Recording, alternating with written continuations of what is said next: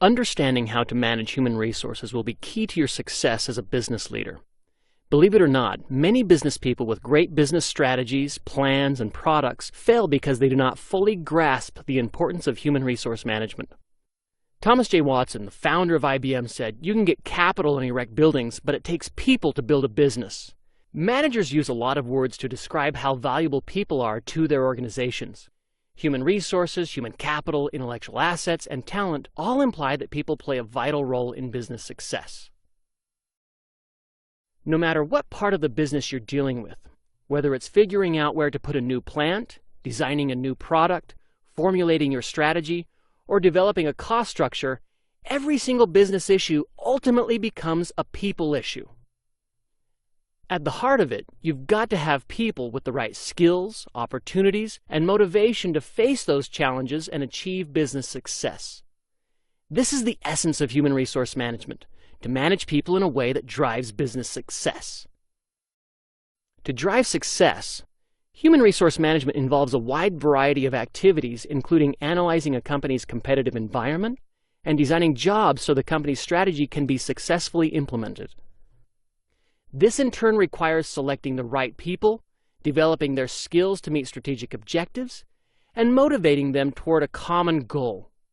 So, if you enjoy bringing people together for a common purpose, coaching and training people to succeed in an organizational setting, and making sure people are properly rewarded and recognized for the work they do, then human resource management may be the career for you. To provide additional insight on whether HR management is the career for you, we've gone out to ask some experienced managers questions about why they chose HR as a career. We got some pretty interesting answers. What do you love about HR? I love the variety in HR. I am an HR generalist, which means I work in organizational talent, in training, in hiring, in recruiting. I work in organizational structure, helping to reorganize companies and restructure them or bring in companies that are being acquired. It's actually an interesting field. I had a great mentor once that talked about why he went into the field of OB and HR after doing undergraduate work in finance. And something resonated really well with me.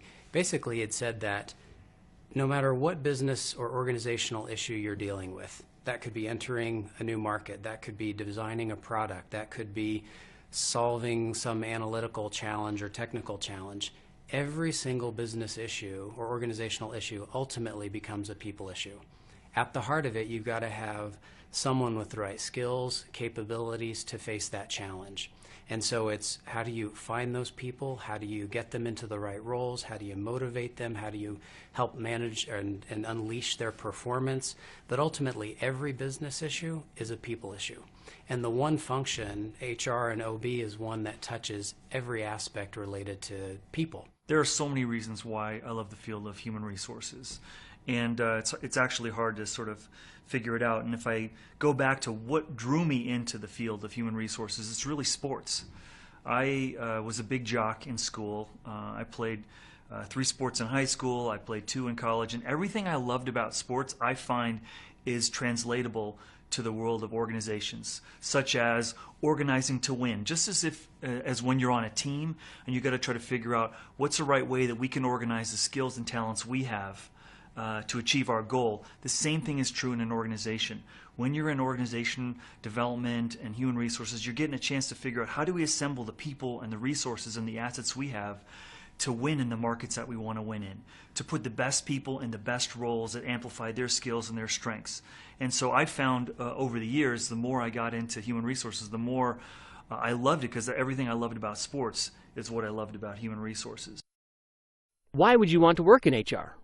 I knew ever since I was an undergrad that I wanted to go into consulting, and I knew I really wanted to go into consulting around leadership development, executive coaching, organizational behavior, and organizational design, because in my experience, having had jobs through high school and through college, I knew most of the challenges in an organization were with the people. Organizations have figured out how to make products. They haven't figured out how to rally people around a cause. Of course, HR is a fun and exciting area to work in, but what will you get from studying organizational behavior and human resource management in school? What skills will you develop to help effectively manage people and drive business success? What do I get from studying HR? I think the advantage is that we've actually been trained with people who have spent time in this field, leaders in this field, thought leaders in the field of human resources, organizational development, organizational design. You have a chance then to put those theories into practice when you go out into the field.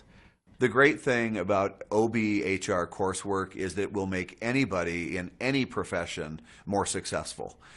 In fact, we've done a study at General Mills of the things that derail a person's career, and it's usually the OB HR competencies that are the great derailers. So even if I'm planning to be a finance director or a marketing VP, if I learn about the HR skills, communication, collaboration, innovation, understanding the organization, being empathetic and listening to the organization, all those things that HR has kind of an upper hand in, it will make anybody's career more successful.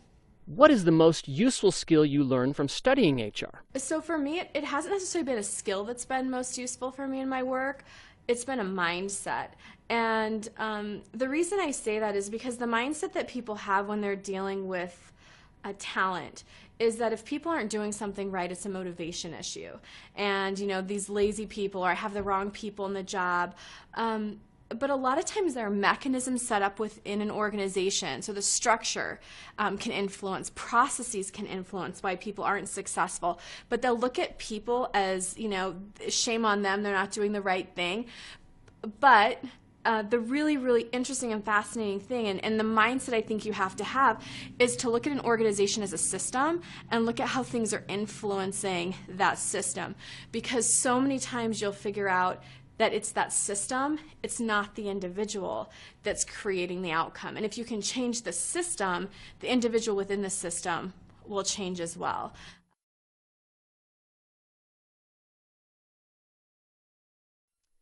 The theory and skills you'll obtain while studying organizational behavior and human resource management are pretty valuable. They'll help you think more holistically, to push against the status quo and question existing assumptions.